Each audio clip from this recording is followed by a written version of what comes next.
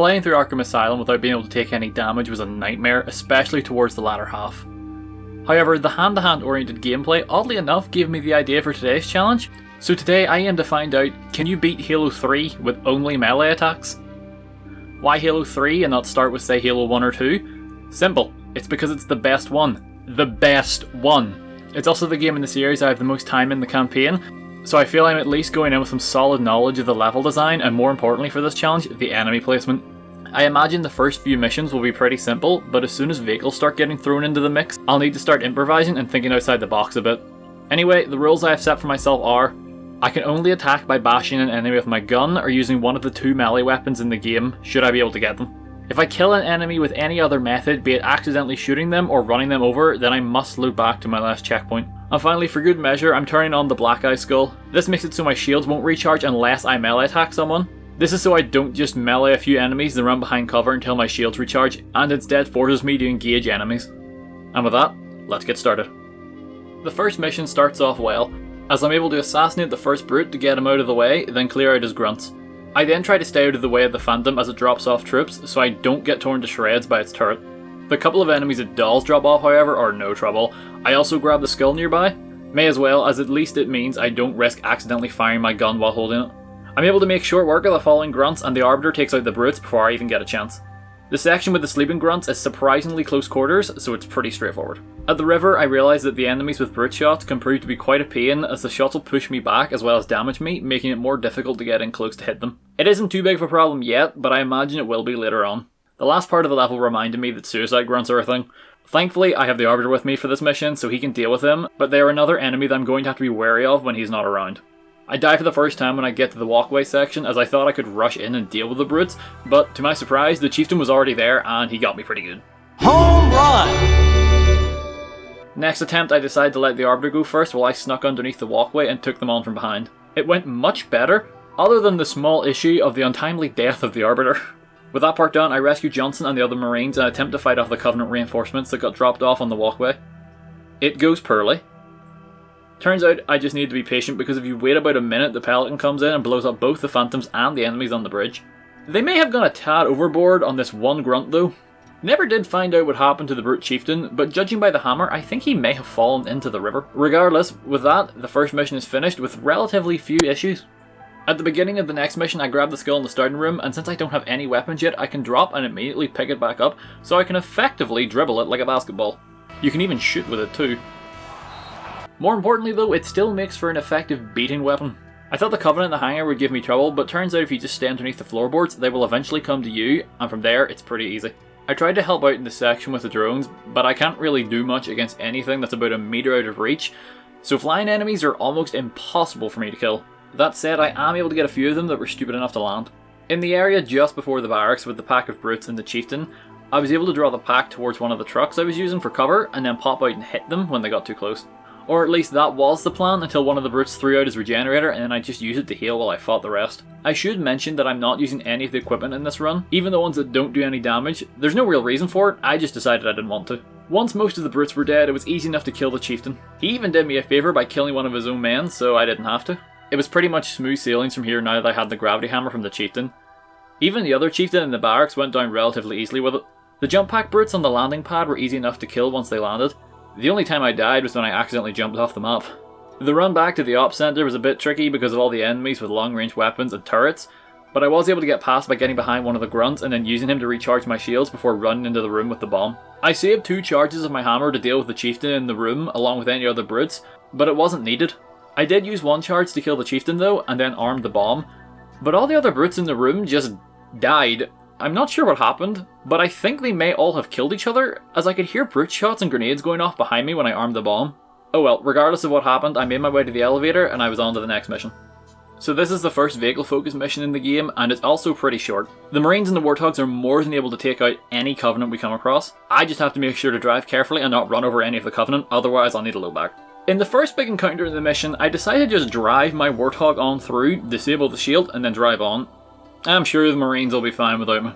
I clear out the enemies in the next section, and then rather than wait for the Marine reinforcements to arrive, I instead push on alone.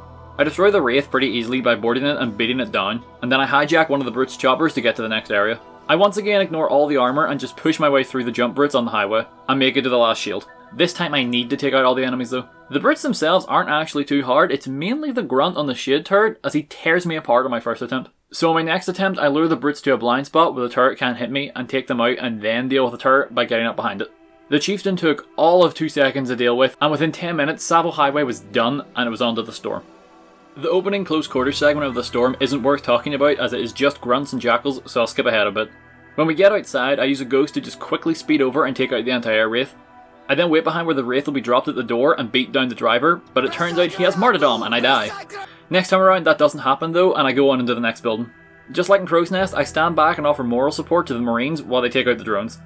This clearly annoyed one of them because as soon as we got outside, he killed me. I thought I could skip having to wait for the Marines to take out the Scarab's legs by jumping onto it from the walkway above, but I was much too far away for that to happen. It only takes a few minutes for him to down the Scarab, and then I just mosey my way on over to the core and give it a few good bonks and the Scarab's gone. Thankfully, inside the next part, the Arbiter is back and he distracts the brutes while I beat them down. The Hunters go about as well as you'd think when trying to punch them. Thankfully, a few attempts later and the Marines are able to take them down without much issue. Back outside, the Arbiter decides to bail on us and leaves me, a few Marines and some construction workers to take on the Chieftain. Well, because of that, the Chieftain kills literally everyone bar me and a single construction worker, and I do mean everyone, he even killed himself. Anyway, me, the Arbiter and the nameless construction worker make our way up to the AA gun with no real issues. Mainly due to me having the gravity hammer. As such, it doesn't take long to clear out all of the Covenant at the AA gun. Shockingly, the construction worker survived the whole way. I'm getting tired of referring to him as the construction worker, so I named him Bert. This is also where I run into the first major hurdle, in that I need to destroy the AA cannon, and the only way to do that is to hit the plasma core at the bottom that pops out when it's overheating. Thing is, I am just out of range of it to hit it with my gravity hammer. So I try standing on a nearby container, but I'm still not high enough, but the reticle does flash red for a second, which tells me I am getting close to hitting it at least. I then realise that Bert was shooting at it, probably because it's marked as an enemy, so I give him a nearby fuel rod to see if that will let him blow it up, but sadly it seems that only the player can deal damage to it. This is probably to stop a friendly AI randomly shooting it earlier on in the mission and ending the level prematurely. At this point I was losing hope as it looked like there was no way that I could hit the core. But then I saw a Covenant weapons container, except this one was still standing upright, meaning I could jump off of it and be close enough to melee the core. The only problem was it was pretty far away from the core, so I did the only logical thing. I spent the next 10 minutes hitting the container to slowly move it underneath the core. They called me a madman. Thankfully, it wasn't for nothing, as I was able to reach the core and after a few attempts was able to hit it and finally finish the storm. After how much of a pace killer the ending of the storm was, the next mission, Floodgate, does a complete 180, as it's the shortest mission in the game, easily beatable in under 10 minutes. It is the first mission that has us fight the Flood, and lucky for us, the Flood are terrible in Halo 3. Their weakness is melee attacks.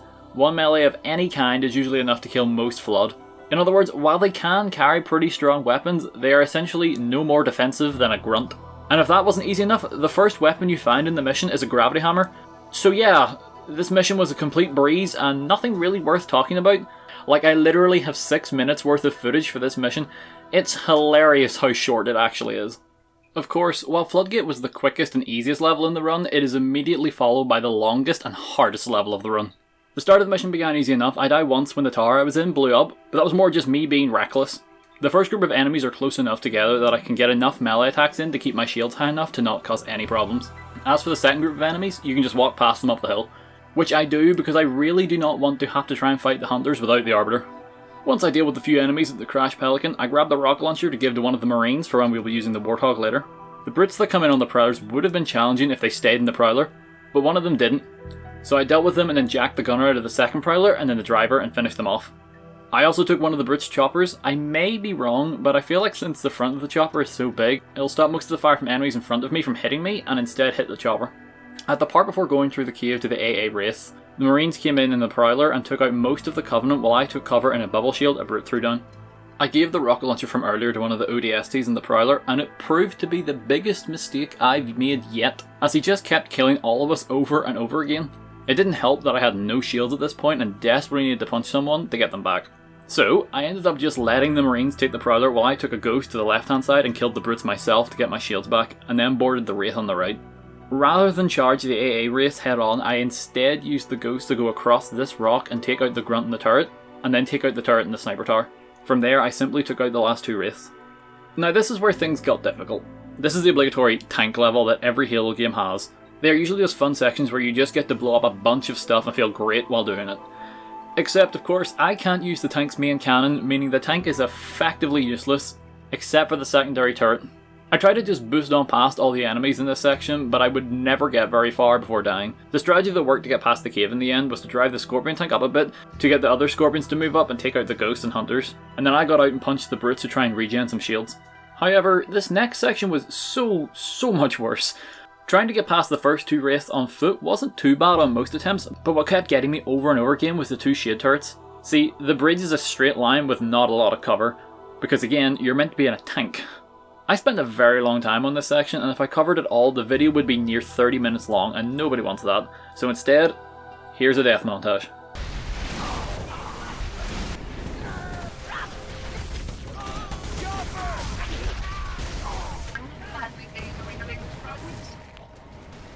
In the end, the run that worked was the one where I was able to hijack a chopper from a Brute and use that to go back and get the Warthog outside the cave from earlier, and just slowly inched my way forward bit by bit so the gunner could take out the Wraiths and turrets while being out of their range. With that finally over with, I made my way forward on foot. Not really sure why, honestly.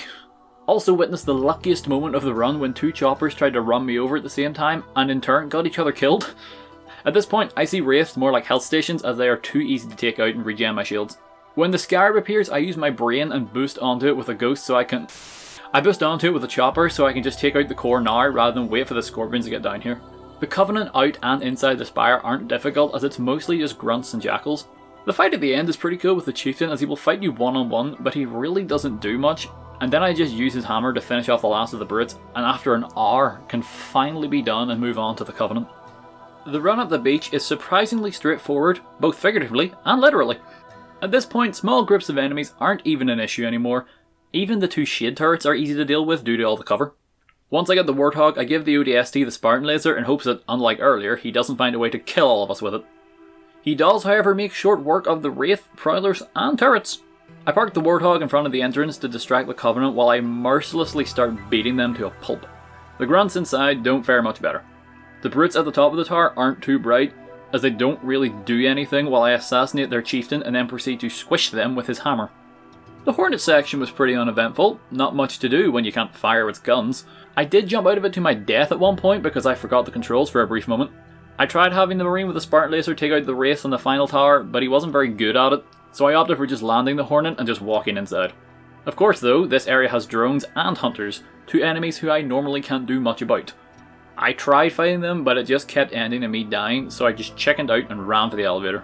As for the next room, yeah, it turns out invisible Brutes don't mean a whole lot when you can just start swinging around a hammer like a madman. Lucky for us though, this is when the Flood arrives, so you know what that means. Free shield regens for everyone.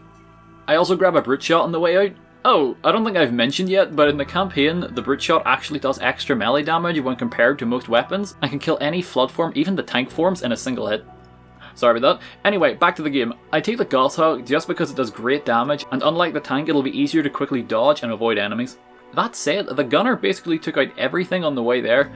Except for this sniper nest, it seemed to just fall over on its own.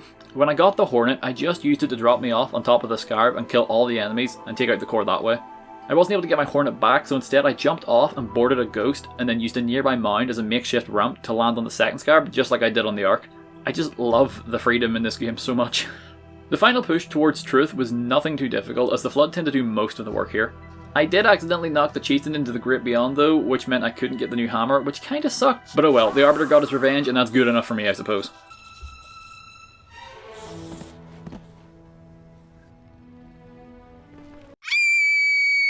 The way back was just about as uneventful, if not more so, as the Flood were too preoccupied with the Sentinels to prove much of a threat, and those that were, as mentioned, went down in a single hit. On to what is now considered the worst level in the game. Not because it's difficult or anything, it's another Flood level, but it's because it feels like every 10 seconds you have to sit through either one of Cortana's or the Gravemind's messages and they grind your progress down to a crawl. You do get to keep your weapons from the previous mission, which means I still have the brute shot to make things easier, but what really makes this mission a cakewalk under these rules is what you find during your first enemy encounter in the mission.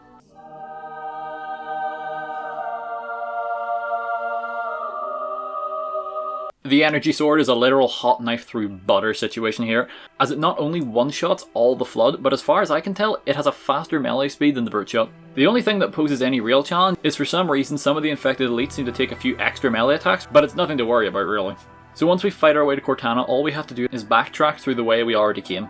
I thought I might have some trouble destroying the reactor, but the game makes it pretty easy to jump over and hit the cores. This is probably in case the player somehow had no ammo at this point. Running to the end takes about 2 minutes, and then it's just a straight run to the Pelican, as like usual the Arbiter distracts most of the enemies in the final room.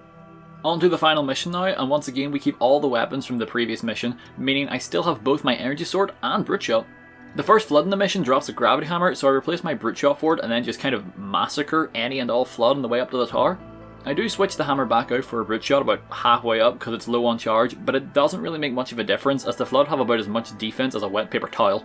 Okay, so anyone who's played Halo 3 knows what's coming next, the fight with the Monitor, where you have to use the Spartan laser 3 times to kill him. I used an old trick to jump up to where Johnson is early and tried to see if the doors would open at the end of the path so I could go straight to the Warthog run, but of course that does not work. I even tried killing Johnson and took a Spartan laser to see if that would do anything, as I vaguely remember a glitch from years ago where you could do something by killing him that caused him not to die. But either it's long since been patched or I did it wrong. The former is more likely, to be honest. So I went into the fight with no ideas of how to get past it. I even did a whole lap of the control room while I was thinking about what to do. In the end I decided to look up some speedruns of the game, and none of the ones I could find ever mentioned a way to be able to skip this fight. So I just used the laser and killed the Monitor and found out you cannot beat Halo 3 with only melee attacks. Regardless, at this point I'm at the very last section of the game and decided to go through with it anyway. I had to tag along behind the Arbiter until we got to the Warthog, as I can't hit the Sentinels, whereas he can destroy them in like 2 or 3 shots. The Warthog run was no real different than it would be in any other normal run.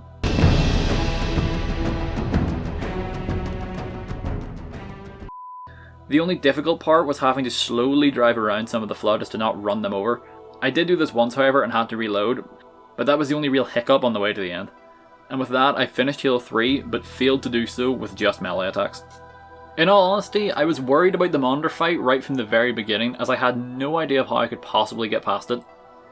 That said, I still wanted to see how far I could get with only melee attacks, and honestly, I got a lot further than I thought I would. Would I recommend doing this? If you're a massive Halo fan like I am, then I'd say go for it, but don't be as stubborn as I was in some sections. Like, if you're doing it just for fun, don't spend 10 minutes pushing a box just so you can punch the core of the AA cannon. Just use a grenade like a normal person. I think I would like to try this challenge in one of the other Halos at some point. I think Halo 2 would be the most fun because of how much you play as the Arbiter and have access to an energy sword. But that's a video for later, as this video has gone on long enough. With all that being said, that's going to be the end of this challenge run video. I hope you enjoyed it. If you did, please consider giving the video a like and subscribing to the channel, as it really does help me out a lot, and I will let you know when I upload my next challenge run video. My name's Nerbit, and I'll see you all later.